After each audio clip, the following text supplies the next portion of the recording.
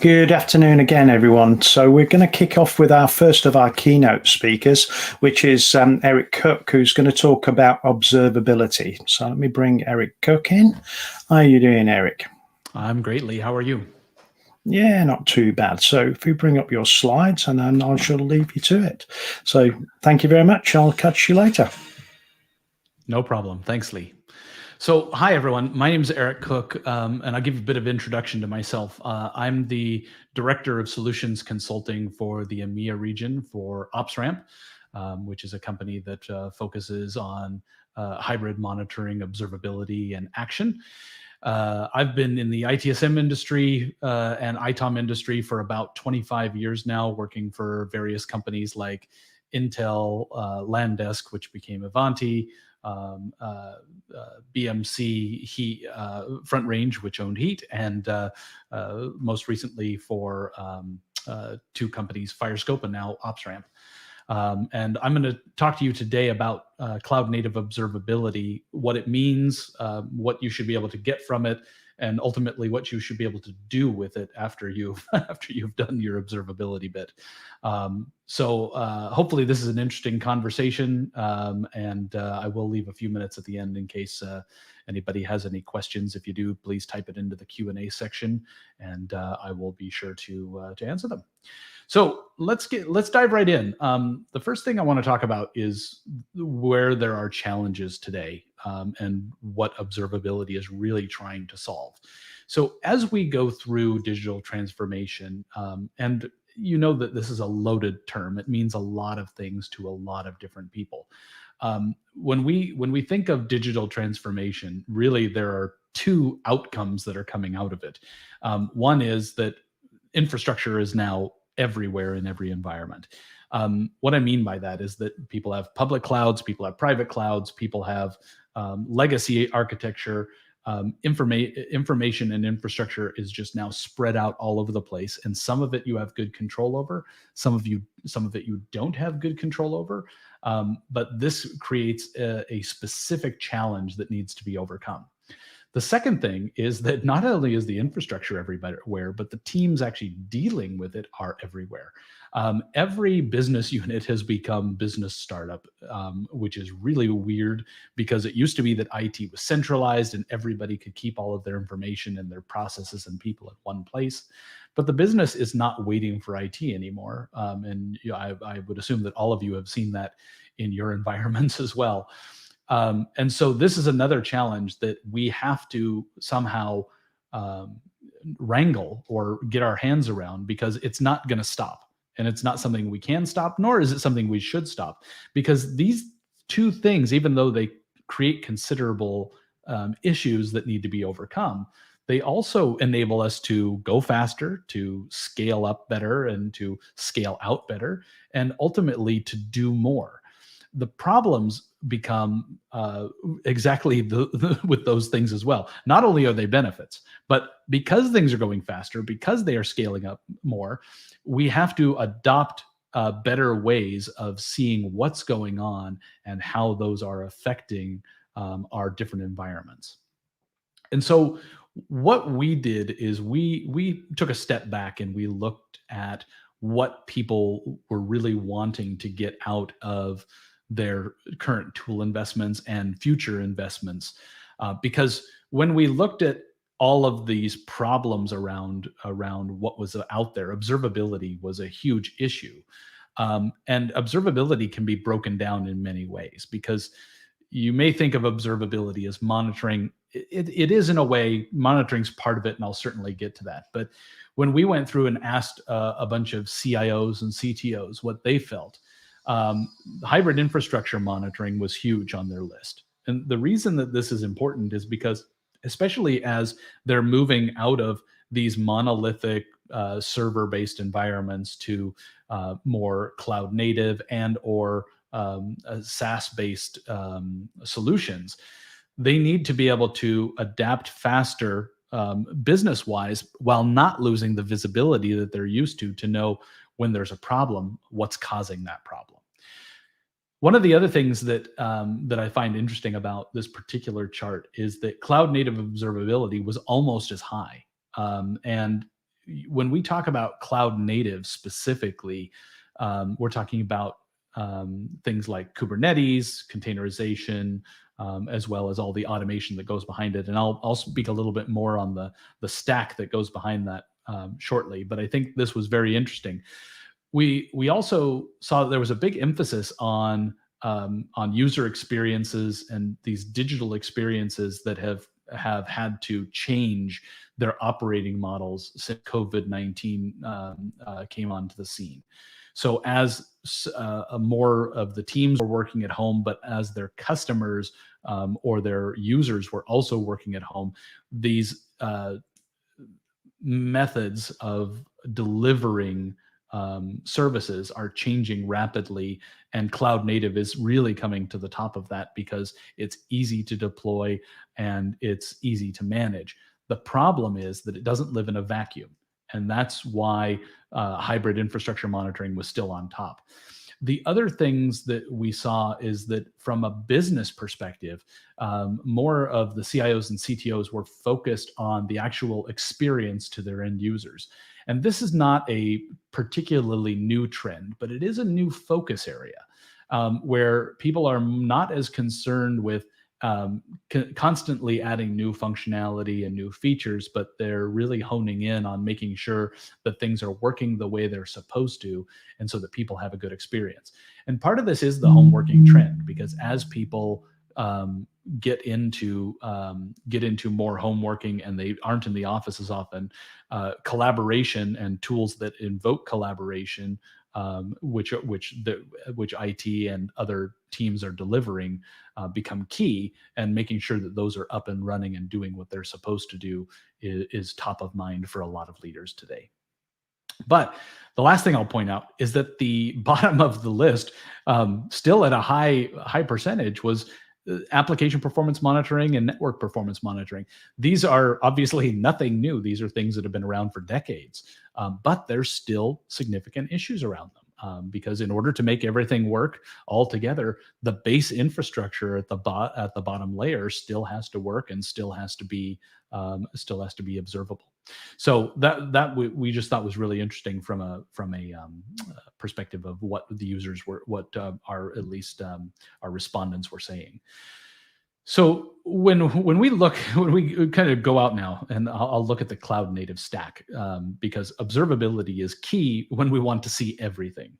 And when we talk about the stack, people typically think of this. They think of, okay, I've got my compute and storage and network on the bottom, and then I've got everything on top of that. I've got my containers, I've got my orchestration, I've got my service mesh, I've got my registry, and then on the side, I've got my observability, so my ability to see all of this. Now, it's interesting that in the standard cloud native stack, the observability is actually across the entire thing. I find that most customers I speak to only are doing observability in this area here. So they're only doing it on the container orchestration and the container levels. But down at the bottom, they're really just using standard monitoring tools that they've been using for years. And typically they don't even own those processes. IT owns those processes, and those are staying as is. Now, this stack is what most people would understand as cloud native. This is what we're talking about. However, behind the scenes of this is a mess. This looks very organized and saying, okay, we've got this layer and then we've got this layer. That's great. But underneath all of this are literally the possibility of thousands of different tools. So these are the sort of things that need to be observed, need to be listened to, need to have data feeds in order for us to make better decisions. Because ultimately, observability is about that better decision making, not just having access to information and metrics, because information and metrics only get us so far without any context to apply to them. But I really wanted to point this out, because a lot of people, when they think cloud native, they're thinking just about Kubernetes and containers. But in actuality, there's a lot of different pieces that many organizations have into this. And some of it is on-prem, some of it's in the cloud, some of it's managed by developers, some of it's managed by IT, some of it's actually managed by third-party business people. But the important thing here is that if you're going to talk about observability, you need to realize how big the area of observability really needs to be, which is one of the things that I focus on a lot when I speak to my customers, because they typically may think of just this piece down here where we're talking about the runtime, the third tier, cloud native storage, containers, and the cloud native network. But in actuality, there's so much more to it, because all of this tooling generates its own metrics, its own logs, its own traces, its own information. It's all a mess. And in order to truly be observable about your business services, you need to understand all of the technology that is lying underneath and be able to apply your knowledge to what needs to be observed and what needs to be monitored, and ultimately how we then take that and take the next step beyond, which is how do we automate it? How do we make sure that when there's a problem, we can find the solution easy to get things back up and running? Because one of the things that I don't want to be too dear about is the fact that all of this technology is really important and it's great. But at the end of the day, it's only there to allow us to get business processes enhanced and delivered more easily, quicker, and to provide a better level of service to our customers. Because ultimately, that's what it's all got to be about. So when I talk about observability in just a moment, specifics on what we need to collect and what we need to do with it, keep in mind that while all the technology is at the bottom, ultimately that business service is the most important thing. So let me talk a bit about observability from a more top level perspective. So I'm sure you're all familiar with monitoring. Monitoring is been around for 30 plus years. The ability to collect some sort of data from about the performance of hardware, software, platforms, et cetera, and create alerts if there's a problem. And monitoring is certainly a big part of observability. It's usually the basis. But there's other things that go into observability that have nothing to do with monitoring. For example, the ability to quickly debug when problems are presented, the ability to do profiling for configuration and for performance reasons, the ability to understand which services depend on which other services, and ultimately, how do we distill that information and apply it to future development? Because I think that is one key thing that people don't necessarily think of when they think of monitoring. Is monitoring is more reactive. It's basically, I'm going to collect the data and I'm going to tell you there's a problem, and then you're going to react to that problem. But observability is reactive in a different way, because it's process reactive. We're going to collect a bunch of information, we're going to present it to you in a way that makes sense, but then you're going to have to use that information to take more reactive steps. How are you going to use that data to get the best performance out of your system, the best user experience, or the best coverage of an application? So all of these things are tremendously important. Now, typically, for those people who are who have only typically been concerned with monitoring, because that's the typical IT function, please note that it's not going away.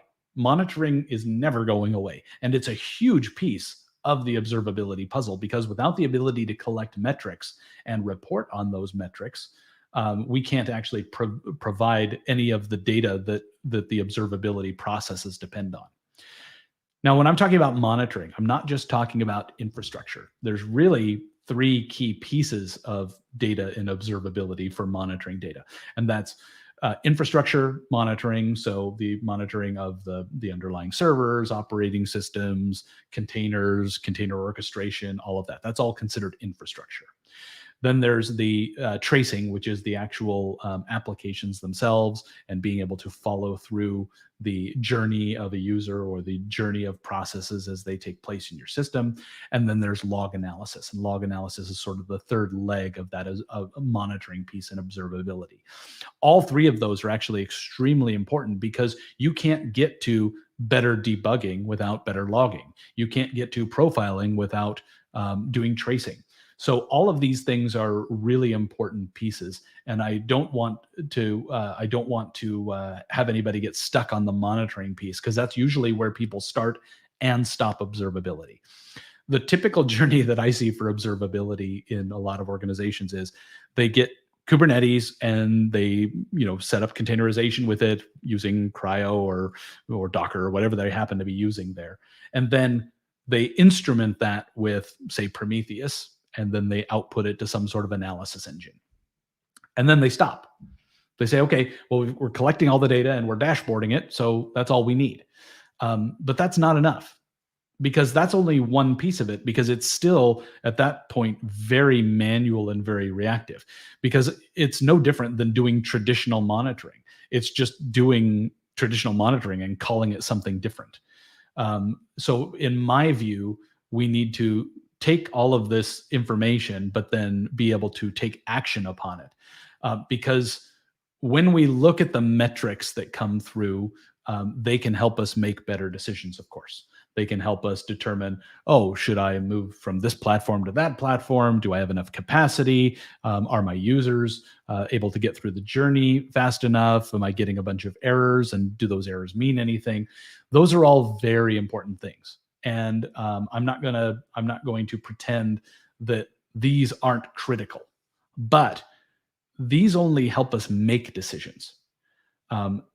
Now, those decisions, of course, are the manual piece of that observability. How do I then take that data and make it more actionable? And this, I think, is where most people have the biggest problem, because these require new processes. These require new ways of thinking. And things like SRE help solve a lot of those problems from a process perspective, but they don't help solve it from a technical perspective, because you still need to apply technology in order to get to that next level. And so as I see the metrics coming in for my different systems and my different containers and my container orchestration and all of that, and the storage behind it and any cloud services that are being used, those things are just data points. And then I have to figure out how to use those data points. And what makes this very interesting to me is, how can we then take those data points, and instead of having a human have to interpret those data points and make decisions, have a robotic process make decisions about them to do things to affect the environment. Now, some of this is already done by things like Kubernetes, for example. You can have Kubernetes do scale up, scale out operations, scale down contractions, things like that. And that's great. But a lot of the information that we're collecting doesn't even have to do with the infrastructure. It has to do with the applications. It has to do with how the users are using the applications. And so that's where we have to put more thought into how we react to things and how we make things better through automation. And for me, a big piece of that is to understand how the technology ultimately creates and impacts business processes. Because when we think of the technology that's at the bottom, so going back to that slide where I showed, the 1,000 different things that you could have in your environment that are part of your cloud native setup. You've got your network, of course, you've got your servers and your storage, but you've also got your Kubernetes system, you've got your microservices, your orchestration, your other orchestration layers, your cloud native storage layers, you've got API services, you've got databases and applications, and you've got all sorts of things. Now, typically monitoring only happens at that level. So we monitor the things, they tell us when something goes wrong. So we have a threshold, or we have some sort of dynamic determination that says this thing is now bad. And so what's important for us to understand, and where this targets into observability, especially when cloud native's involved, is then how do we determine what impact those technology resources have upon applications and processes? Because this is really key for trying to determine what's going on across the environment. Is it affecting the authentication system? Is it affecting payment processing? What is actually being impacted by these pieces of technology?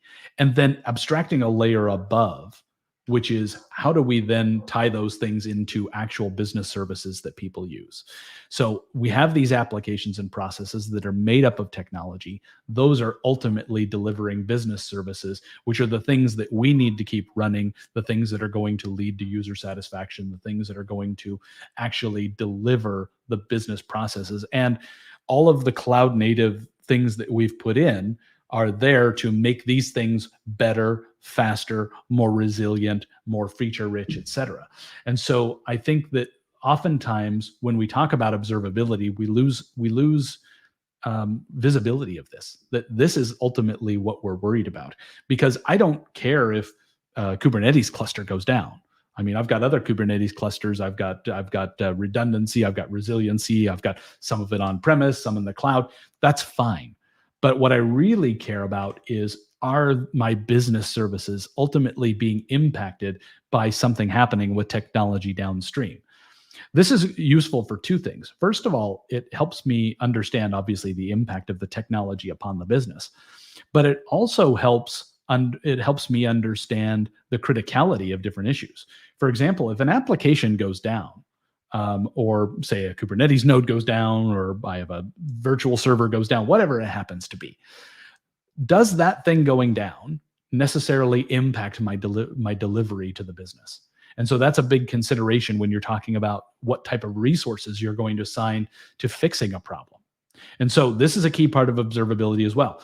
You can't just look at the technology. You've got to look at the business services in order to understand what the impact is. Now, from our perspective at OpsRamp, and one of the things that I work with customers on a daily basis, when we talk about observability can come from many, many different places. It can come from instrumentation and monitoring tools. It can come from APM tools. It can come from things like Prometheus and Elastic and Logstash and all of that. The important thing is that in order to get a visibility into your business services, you've got to feed all of that information into one place. And one of the things that we find incredibly useful is for all of that information to go into a single stream and to be correlated by machine learning. Now, this is where we sort of bring in a bit of the magic, right? Because observability is all metrics, logs, and traces. But that's a lot of data that's got to be analyzed by someone or an AI in order to help make determinations about what's going on and how it's impacting those business services. The thing I would point out is that today, because things are moving so fast and scaling so fast, this becomes something that's impossible for humans to keep up with.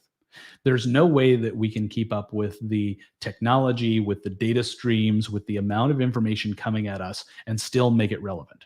Which is why I find it kind of funny when people do things like they instrument things and like through Prometheus, and then they put it in Grafana, and then they've got all these great dashboards, but then they don't do anything with them.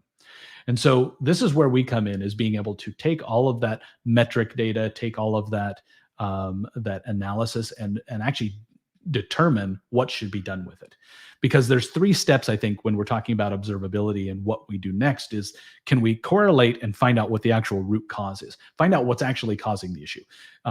Did the cluster slow down because the network slowed down? Did the cluster slow down because we overloaded it with data? Is our cloud storage not responding? What's causing the issue? The second piece, and one that I would argue is actually the most important of all of this, is the remediation of the issue. How do we then take all of that data that we've now correlated and found a root cause, and then apply an automated solution to it? So can we say, this thing happened, here's what you do when this thing happens, so that we can get back up and running quickly? It's something that by far takes the most amount of time. It takes the most amount of thought and effort. But once you do it, the amount of effort and heartache, frankly, that it solves is immeasurable. Then the last thing is, if we need to get a human involved, if we can't solve it automatically or robotically, how do we then apply that? And so we view that as, and I work with customers all the time to talk about this. How do we get all the information into one place? That's usually the easiest thing. But then how do we figure out what the root cause is? That's, again, where machine learning and AI comes into it. And I'll talk about that in my session later. And then can we remediate it automatically? And ultimately, if not, can we get it to the right person, whether that's through a service desk or something like Slack or Microsoft Teams, or even something old school like an email or a text message. How do we actually determine what should happen in what order so that we can get back up and running quicker? Because ultimately, again, it's all about solving that. It's all about solving that business service issue. So now let me talk just a moment about automation. So automation is really key, because when we have a problem happen, especially in the cloud native, where we've got a lot of different moving pieces, and if we take cloud native beyond, and of course this is what our chat will be this afternoon, is if you have a hybrid environment where things don't live in a vacuum, where you have cloud native that touches public cloud or touches your existing native infrastructure, because it has to either rely on it or it has to interact with it. How do we take the inputs of all of that observability and then determine how to provide automation? So providing runbooks and the ability to then make decisions about those runbooks as they flow is really key. And what I mean by that is that, we can use tools like Ansible or, things like SaltStack or other orchestration tools out there to take action. And that's well known, and people do that today, and it's very common. What's less common is to actually put those into workflows so that this input can affect this output, so that we get ultimately to the right decision. And we may need to insert human processes in there. Does this thing require an approval before it happens? Some remediations don't have to, some remediations do have to, but ultimately we want to provide that remediation in a sensible way, but as feature rich as possible, because when you talk about observability, the ultimate output of that has to be a human process or an automated process. The more automated processes we put in, the less human effort that's needed. And ultimately, we can deliver better services faster, because machines can react much faster than humans can.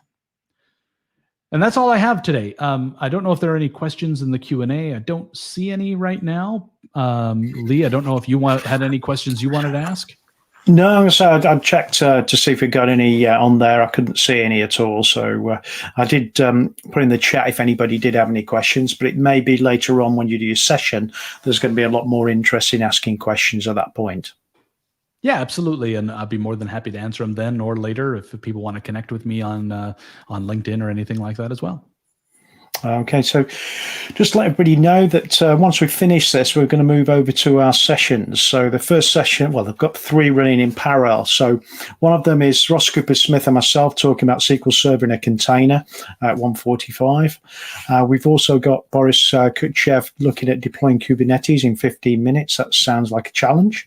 And then after that, and during the same time in parallel, we've got Nikki Villebrand, who's going to talk about the myths and magic of cloud native. So 3 different streams, whichever you think is more is of interest to you. Left-hand side, click sessions and pick the session you want to view. So quite quick to get there. After that, those sessions finish in 30 minutes. We'll be actually going on for a 15-minute networking break. Again, on the left-hand side, you can see networking within the Opin platform. Select that and join, and it'll actually match you up with someone to have a brief conversation over video. So, join us for that. Well, thanks ever so much for that great session, Eric. It's been streamed out onto LinkedIn as well, so people on LinkedIn all should be seeing this. We've also recorded it, so we'll reuse it for people who weren't able to get to the event today. So thank you very much. My pleasure. Bye.